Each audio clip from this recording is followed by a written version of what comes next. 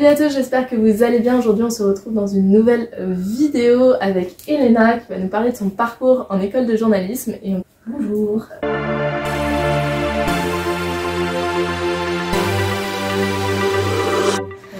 Donc première question, quel a été ton parcours au lycée, c'est-à-dire tes options, comment tu te sentais un peu au lycée, ce genre de choses? Ok, alors au lycée, bah écoute, j'étais dans un lycée déjà plutôt scientifique à la base. Donc le lycée Blaise Pascal à Orsay, si jamais les gens connaissent, je ne sais pas, peut-être. Tu viens de Paris? Ouais, de région parisienne du coup, dans le 91. Et donc un lycée plutôt scientifique, il y avait une seule classe de L, mais moi direct, moi je savais que je voulais plutôt faire des trucs littéraires, donc très rapidement je me suis dit que je voulais plutôt aller en L. Même si, bien sûr, il y a eu un peu le truc de quelques personnes qui m'ont dit non, mais t'es bonne élève, vaut mieux aller en S, tout ça. Mais au final, je pense qu'il m'a vraiment décidé, c'est quand même que mon père, il m'a vraiment dit, il vaut mieux que tu fasses une très bonne L qu'une S un peu médiocre, quoi, pas ouf. Enfin, Okay. Qui aurait été clairement le cas parce que j'avais pas les notes de ouf en maths ou en physique et tout. Donc, grâce à mon père, je suis allée en L. Et là, j'ai fait. Donc, j'avais option espagnol LV3. Okay. Voilà, je sais pas si ça peut. Parce que j'avais allemand. J'ai fait allemand en première langue. Un peu bonne élève hein, pour le type profil typique. Hein, allemand LV1, latin. Et j'ai fait spécialité histoire de l'art. C'est trop bien. Ma prof, elle était incroyable. Vraiment, c'est un des meilleurs cours de ma vie, je pense, que j'ai pu avoir. Est-ce que tu as fait des maths? Il me semblait que tu pouvais faire des maths en L. J'ai pas pris justement Non, j'ai pris histoire de l'art et pas maths. D'accord, c'était l'un ou l'autre. Ok, d'accord. Non, parce que les maths, c'était pas vraiment mes amis. Ok. À l'époque. Ok. Avant de partir du coup à Parcoursup, quel genre d'élève tu étais? Plutôt devant, plutôt derrière, à beaucoup bosser? Bah justement, comme je disais, en vrai, genre d'élève plutôt... Enfin, bon élève, vraiment... En vrai, je pense que... Enfin, très rapidement, j'ai eu des bonnes notes assez facilement. Et donc, ça m'a motivée à pas mal travailler. Et après, en fait, ouais, je pense que j'avais clairement un truc à ce moment-là, c'est que je me définissais beaucoup par mes notes. Enfin, j'avais vraiment ce truc de j'ai de la valeur par le fait d'avoir des bonnes notes, quoi. Ouais. C'était le truc un peu typique de bonne élève. Je comprends. Donc vraiment, ouais, j'étais ce genre d'élève, mais en même temps assez plutôt timide, réservée, qui ne veut pas trop poser de questions et trop vouloir se faire remarquer. Ok. Et ta moyenne, à peu près, est-ce que tu te souviens de ta moyenne au lycée? Ouais, j'avais peut-être 15, 16. J'ai eu 17 au bac, mais parce que justement, comme c'était un lycée plutôt scientifique, plutôt bon, ils notaient un peu en deçà de ce que tu avais après au bac. Qu'est-ce que tu as mis sur Parcoursup et qu'est-ce que tu as eu et où tu es allé? Alors, Parcoursup, globalement, j'avais mis des prépas littéraires. Ok. Parce que, comme je disais, je savais pas trop quoi faire, mais je me disais que je voulais faire. Enfin, je voulais continuer en tout cas dans les matières littéraires, parce que c'était ça que j'aimais. Et à la base, ce que je voulais vraiment, c'était le lycée du Parc à Lyon. À Lyon, ouais. Parce que je sais pas. En fait, je crois que c'était une des meilleures après Paris. J'avais pas trop envie d'avoir Henri IV ou Louis le Grand parce que je me disais ça allait être trop compliqué. Et en même temps, je voulais une où il y avait histoire de l'art, donc il y avait à Lyon. Mais j'ai pas. Enfin, j'étais dans les dernières sur la liste d'attente. Donc ça n'a pas été possible. Du coup, je suis allée à Janson de Sailly, dans le 16e arrondissement de Paris. Ok. Ta prépa s'est passée comment? Comment se passait ma prépa? C'est ma question. Plutôt bien, je pense, parce que en vrai, alors je vais dire quelque chose, franchement, à chaque fois que je le dis, je me rends compte c'est lunaire quand on y pense, mais en fait, j'ai moins travaillé en prépa qu'au lycée.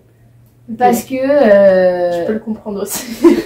Parce qu'au lycée, je travaillais énormément, vraiment. Je me suis un peu. Je pense clairement que j'avais besoin de me noyer un peu aussi dans le travail à ce moment-là. Et après, c'était un peu mieux. Et du coup, j'ai réussi un peu à. J'avais besoin aussi de ça, d'équilibrer un peu plus entre faire d'autres choses que le travail et travailler. Donc, au final, voilà. Puis j'ai rencontré des gens très cool en prépa. Que j'ai toujours amie et que j'aime beaucoup. Donc pour le coup c'était bien, mais c'est vrai que par contre il y a quand même une pression qui est mise et un travail, enfin même la pression quand tu te la mets toi-même, c'est pas toujours facile, mais bon très vite je me suis rendu compte qu'en fait j'aimais beaucoup la prépa en soi, mais alors par contre où est-ce que j'allais avec cette prépa, je n'avais aucune idée.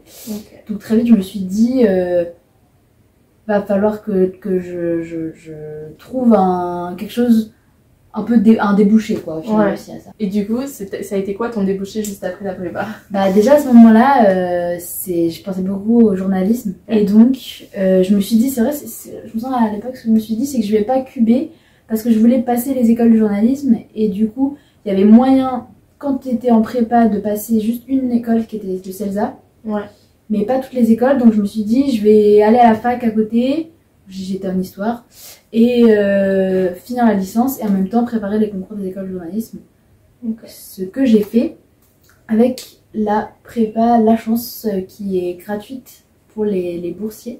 Et en fait c'est vraiment très très bien cette prépa parce qu'en fait tous les samedis on a des cours avec des journalistes professionnels qui sont bénévoles qui viennent un peu nous parler de leur métier, mais aussi on a des quiz d'actu, quiz de culture générale, on a un tuteur, une tutrice qui nous aide un peu justement pour savoir où on veut aller et tout, un parrain ou une marraine qui est un élève de l'école, de la promo d'avant. Et tout aussi financièrement ils nous payent tout ce qui est les frais d'école, les frais de concours, voilà, c'est ça. Concours pour l'admission. Ouais, exactement. Ce qui n'est pas négligeable parce que, en vrai, il y a 14 écoles. Quand tu veux passer la plupart des écoles, et ce qui est souvent le cas, parce qu'en vrai, pour les concours, il y a beaucoup d'écoles et chaque concours est différent en fait.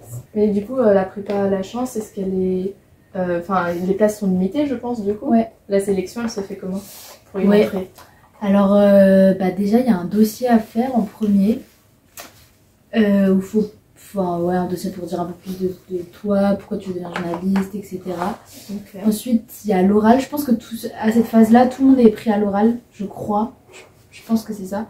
Et c'est à l'oral qu'en fait, il y a la sélection qui se fait. Je pense que ce qu'ils cherchent, maintenant je comprends un peu mieux ce qu'ils cherchent, c'est des gens qui ont vraiment besoin d'être aidés sur le fait de développer un réseau en fait, parce qu'ils n'ont pas les moyens d'avoir un réseau de journalistes, parce que c'est vrai que c'est quand même principalement comme ça en fait aussi le journaliste. C'est vrai que les stages, puis même après les emplois et tout, en fait ça passe beaucoup par le réseau.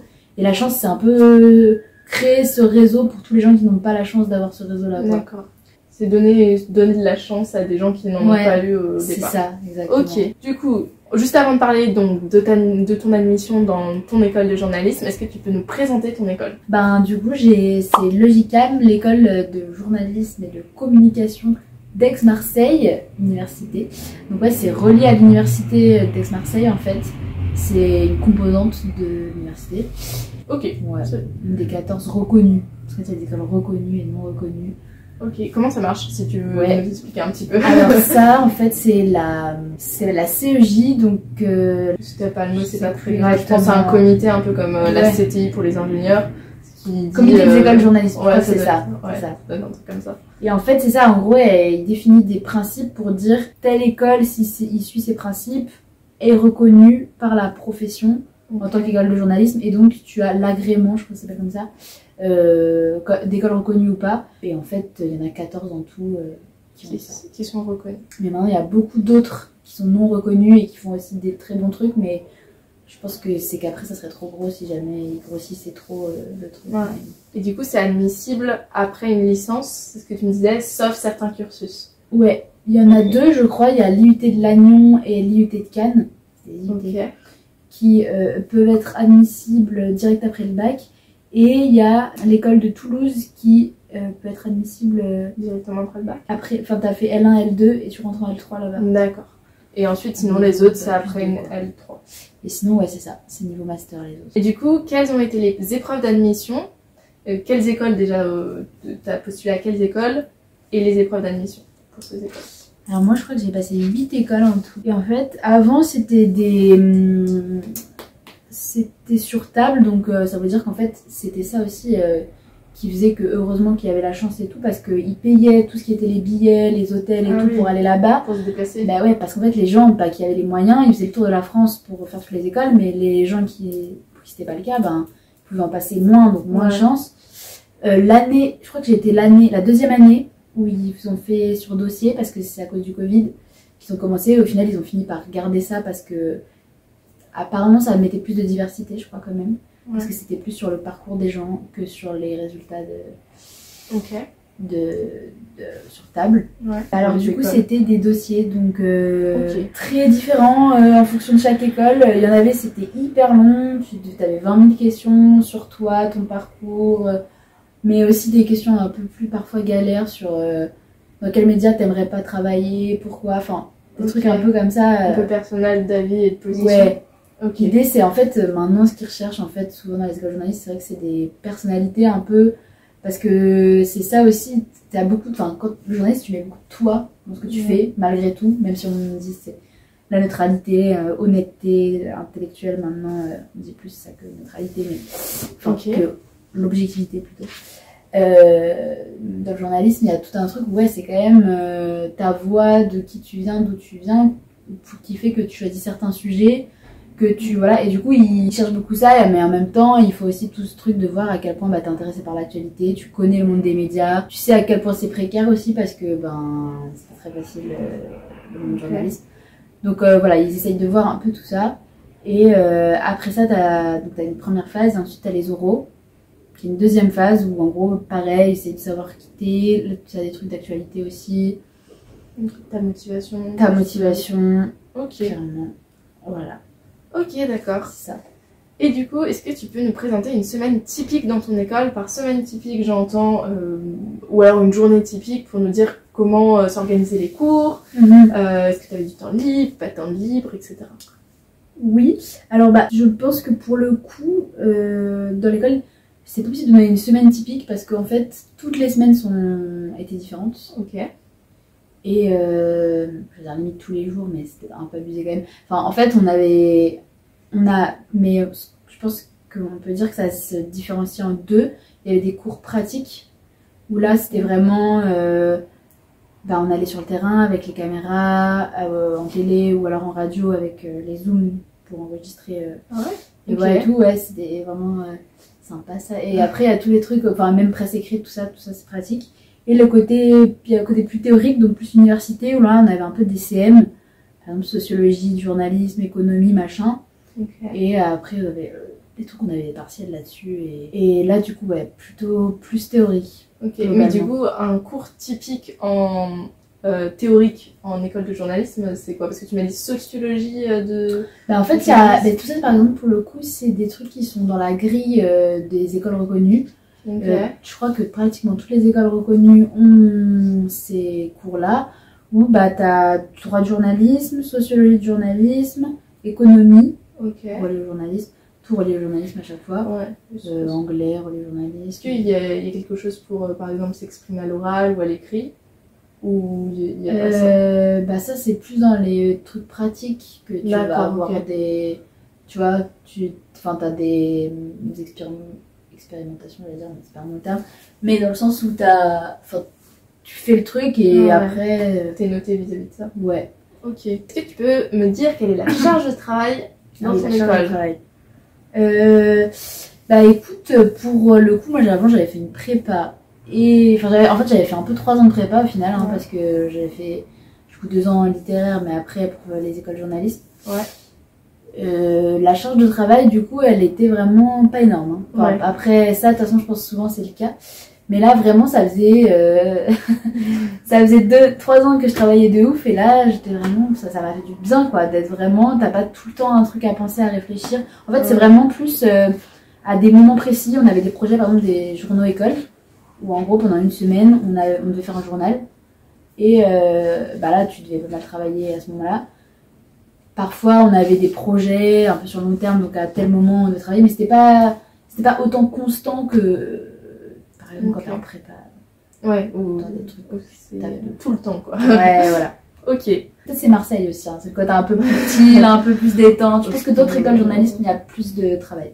Après, moi, de ce que j'ai entendu souvent, c'est qu'après la prépa, souvent, ça diminue et tu t'arrives à souffler un peu plus. Je pense aussi, en vrai, quand j'y réfléchis, je pense vraiment qu'il y a d'autres écoles de journalisme où pour le coup la charge de travail est beaucoup plus énorme et beaucoup plus grosse qu'à Marseille, Ils étaient vraiment assez... Est-ce que tu peux nous dire quelles sont les spécialités possibles dans ton école? Oui, alors la première année, donc c'est un truc global où on fait un peu tout. Voilà, c'est ça. Et après, la deuxième année, tu te spécialises soit radio, soit télé. Moi, j'ai fait télé. Et mais le truc qu'il y a, c'est qu'il n'y a pas du tout de spé presse écrite, ou web, ou tout ça. Et comme il y a quand même des gens qui sont un peu frustrés parce que c'est ce qu'ils veulent faire et ils sont obligés de prendre ou radio ou télé, je crois que là, ils vont mettre dans l'année prochaine, du coup, à la prochaine rentrée, une spé presse écrite web. Quels sont les bons et les mauvais côtés de ton école? Donc par exemple les mauvaises surprises que tu aurais aimé savoir avant de rentrer dans ton école et les bonnes surprises que tu as été contente de trouver quoi. Alors dans un peu les mauvais côtés, c'est que quand même, je trouve ce qui manque, c'est qu'en fait on n'est pas du tout accompagné de manière personnalisée sur nos projets professionnels. Il n'y a pas vraiment quelqu'un qui nous suit un peu et nous dit bon bah alors les recherches de stage, vous en êtes où, comment ça va, vers où tu vas, pourquoi, est-ce que tu as besoin de contact, d'aide. C'est vraiment on est lâché et puis si on trouve pas, ben on n'a pas l'année. Bon, c'est un peu abusé, je pense quand même que bon, si je crois que c'est obligatoire pour valider, mais bon je pense que si tu galères vraiment mais c'est toi qui dois aller les voir en fait tout le temps, il n'y a pas ce truc de d'aide. Ouais, okay. de trucs structurels où tu vas justement avoir cette aide-là. Ouais, je trouve que ça c'est plutôt un mauvais côté quand même. Okay. Surtout que, enfin, je pense que c'est aussi parce que dans d'autres écoles, effectivement, on n'aide pas non plus, mais là, vous visez du côté que faut avoir un réseau. Ce serait mieux que l'école aide, c'est plus dans cette perspective-là. Ouais, okay. C'est ça, c'est que c'est assez important pour ça. Après, c'est sûr que ça dépend des écoles. Il y a des écoles qui ont beaucoup plus de réseaux, par exemple les écoles parisiennes et privées, tout ça. Et c'est pour ça qu'il y a des classements qui sont faits des écoles de journalisme, elles sont souvent placées assez haut. Mais en vrai, Marseille, je pense qu'ils pourraient se donner les moyens de le faire. C'est juste que, je sais pas, je pense que ça serait aussi beaucoup plus de travail pour le personnel de l'université. Donc j'imagine que c'est un peu plus compliqué.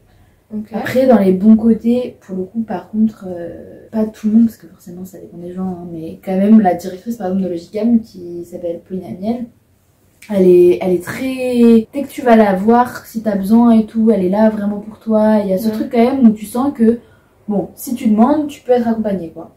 D'accord. Pour un peu nuancer ce que je viens de dire. Ouais. Quelle est l'ambiance à Marseille, du coup, dans ton école?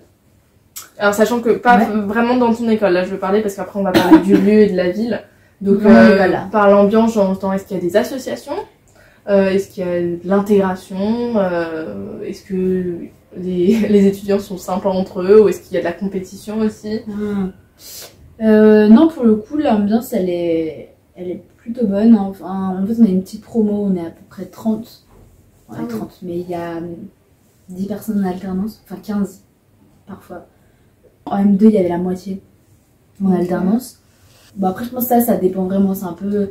Soit c'est une petite promo, du coup, les gens se connaissent tous et il n'y a pas forcément d'affinité, donc c'est un peu compliqué de trouver d'autres personnes. Soit le truc, tout le monde s'entend bien et ça va. Moi, c'était plutôt tout le monde s'entend bien et ça va. Même s'il y a eu quelques trucs un peu boys club, des mecs qui un peu sont restés entre eux, donc nous, après, les filles, un peu, voilà, ça. Il y a eu un peu ce truc un peu. Bizarre aussi un peu de revenir au collège un peu sur les genres, mais alors sinon asso il y a un BDE seulement parce que comme c'est petit en vrai comme école, il y a pas si 30 étudiants en la promo, ça fait petit. C'est ça, et je pense qu'il doit y avoir 2-3 autres trucs de com, mais en fait c'est entre Aix et Marseille. Nous on est vraiment sur le site de Marseille, il y en a qui se partagent entre Aix et Marseille. Okay. Et du coup on n'est pas beaucoup dans la... Qu'est-ce que tu as pensé du coup de Marseille et du campus sur lequel tu étais? Enfin, du coup, c'était le campus de l'université. En fait, pas vraiment, parce que c'était vraiment dans le centre de Marseille et c'était vraiment un bâtiment. Enfin, il y a deux bâtiments. On est à côté de l'école de kiné, qui est du coup un bâtiment, et nous l'autre école, enfin l'autre bâtiment juste à côté. Okay. Mais pour le coup, c'est cool parce que c'est dans le centre. Dans le 5e arrondissement de Marseille, pour ceux qui connaissent. Et on est plutôt pas loin aussi du cours Julien, qui est un quartier plutôt jeune, un peu bobo, mais qui bouge quand même et tout. Festif. Donc, festif, ouais. Ok. Ça, c'était sympa. On est un peu loin de la plage, mais bon, ça va. Contrairement on est à 1 heure quand même de la plage. Pas 50 minutes, je pense, en bus. Ouais, non, bah pour le coup, le lieu, la ville, oui, c'est que quand moi, du coup, venant de banlieue parisienne, de pouvoir aller à la plage après les cours, ça fait quand même plaisir. Oui, c'est sûr. Voilà. C'est quoi le coût de ton école de manière générale? Et juste avant que tu répondes, c'est vrai que cette question, je la mets pas forcément dans les autres vidéos que j'ai fait, pareil, de présenter ton cursus. Mais je me suis dit que c'était intéressant de l'ajouter maintenant, donc je pense que je la poserai pour les vidéos à venir. Donc c'est quoi le coût de ton école? Donc tu m'as dit que c'était public, donc c'était moins cher que les écoles privées. Est-ce que t'as une idée à peu près de l'année? Bah, c'est vraiment comme un master normal en fait à l'université pour du coup je crois que c'est à peu près 200-300 euros pour les personnes je dirais personnes normales. Les personnes pas boursières, et quand t'es boursier, c'est gratuit. Qu'est-ce qui t'intéresse dans le journalisme et qu'est-ce que tu veux faire en termes de débouchés? Donc t'as dit que t'as fait de la télé, est-ce que toi t'étais plus presse écrite? Parce que t'as dit qu'il y en avait certains qui étaient un peu... bah c'est aussi un truc en fait, c'est que pour le coup, moi j'avoue, je connaissais pas trop le monde du journalisme limite avant de rentrer en école, parce que du coup j'avais fait 1 an de prépa avant, mais donc j'avais quelques informations, mais c'était pas énorme. Et au final, ben j'avais des petites idées de ce que je voulais faire, mais bon, j'étais encore un peu... Enfin, il y a des gens, ils arrivent en école ou dans le journalisme, ils savent très précisément ce qu'ils veulent faire, comment ils veulent faire, où ils veulent y aller et tout, où ils veulent aller et tout. Donc, pour le coup, moi, c'était pas trop le cas, et encore maintenant, je sais un peu plus, mais vraiment, ça commence un peu à se dessiner. Enfin, là, c'est encore, en gros, en cours de se faire... et je pense que ce que je veux faire dans le journalisme, en fait, c'est plein de choses. Dans le sens où... ce qui m'intéresse, c'est vrai, quand même, principalement, c'est la vidéo web sur les réseaux sociaux. Donc, à Télérama, cette année, j'ai pu faire 2 vidéos pour TikTok et Insta, en poussant un petit peu, parce que c'était le service juste à côté, mais c'était pas hyper facile de s'y glisser. Mais bon, j'ai essayé. Et là, je vais commencer un service civique dans un petit média qui s'appelle Hors Périph', qui est un média indépendant, mais qui fait de la vidéo pour les réseaux sociaux. Avec la ligne édito, en gros, c'est de montrer les initiatives solidaires et positives de la région parisienne. D'accord. Et donc voilà, principalement ça. Après, en fait, moi, dans l'idée, ce qui m'intéresse dans le journalisme, je me rends compte, c'est de raconter des histoires, en fait. De raconter des histoires, mais sur le réel. Et de plein de manières différentes, en fait. Ça peut être à la fois un podcast, ça peut être parfois à l'écrit. Pour certains trucs, en fait, ça dépend vraiment du sujet. Tu peux avoir différents formats. Du coup, à côté du service civique, j'aimerais bien essayer de développer tout ça, de faire des projets, et notamment des piges, parce qu'en fait, ce qu'il faut savoir, dans le statut de journalisme, il y a un truc un peu spécial qui s'appelle être pigiste, qui est en fait d'être payé à la production de ce que tu fais. C'est-à-dire que, par exemple, tu vas faire un article de 5000 signes, ben, tu vas être payé 400 € parce que tu vas être payé au nombre de signes que tu vas faire, en fait. Et donc, c'est un statut vraiment particulier parce que tu es quand même payé un salaire. C'est-à-dire que tu as les congés payés, tout ça qui sont compris dedans. Et justement, c'est un truc un peu compliqué parce qu'en fait, en même temps, tu n'es pas rattaché à une rédaction. Donc, il y a tout ce truc où les rédactions sont pas forcément, traitent pas vraiment bien les pigistes. C'est-à-dire que déjà, il faut arriver à ce que ton sujet soit accepté. Donc, il y a plein de gens qui reçoivent même pas de réponse parce que les gens, ils ont pas le temps. Donc, ils lisent même pas ton truc, ils te répondent pas. T'as le truc où parfois on nous vole des sujets, c'est-à-dire que t'envoies les trucs et tout, mais les gens répondent pas, mais ils prennent ton sujet, c'est des gens de journalistes qui sont dans la rédaction qui le font. Et après t'as le truc de devoir, parfois ça met hyper longtemps à ce que les pigistes se fassent payer parce que les rédactions traînent et... Enfin il y a tout un truc où c'est vraiment un statut assez précaire et compliqué. Et surtout ça peut s'arrêter du jour au lendemain en fait, parce que c'est un truc où c'est pas un contrat comme un CDI ou un CDD quoi. Ok, d'accord. Je suis arrivée où je voulais arriver. Mais... Ok. Est-ce que tu as quelque chose que tu veux ajouter, que j'ai oublié de te demander, auquel j'ai pas pensé peut-être? Peut-être ce que je voudrais dire, c'est que si jamais il y a des gens qui veulent faire du journalisme, mais qui ont l'impression de pas trop connaître ce monde-là, de pas tout comprendre et tout, ben, je vous conseille vraiment d'aller voir le site de La Chance pour se renseigner là-dessus, parce qu'en fait, je pense que ça peut vachement aider quand même. enfin plutôt du coup pour les personnes boursières parce que c'est réservé à ces personnes-là. Mais voilà, je vous conseille de... Et surtout peut-être de pas désespérer, même si c'est pas toujours facile le journalisme, c'est hyper important en fait aujourd'hui qu'il y ait toujours des gens qui fassent ce travail-là et surtout qu'ils le fassent d'une bonne manière entre guillemets, enfin éthique, tout ça. Aujourd'hui, c'est pas toujours ça. Ce serait bien qu'on tende vers ça de plus en plus. Ouais, très beau message. Du coup, j'essaierai de trouver le site La Chance et je le mettrai en barre d'infos comme ça. Si ça vous intéresse, vous pourrez aller directement voir. Donc c'est bon, on a tout dit. C'est bon. Ok. Bon bah, je vais conclure cette vidéo. J'espère que vous avez aimé. N'hésitez pas à liker, n'hésitez pas à vous abonner et sinon je vous dis à la semaine prochaine pour une autre vidéo. Salut!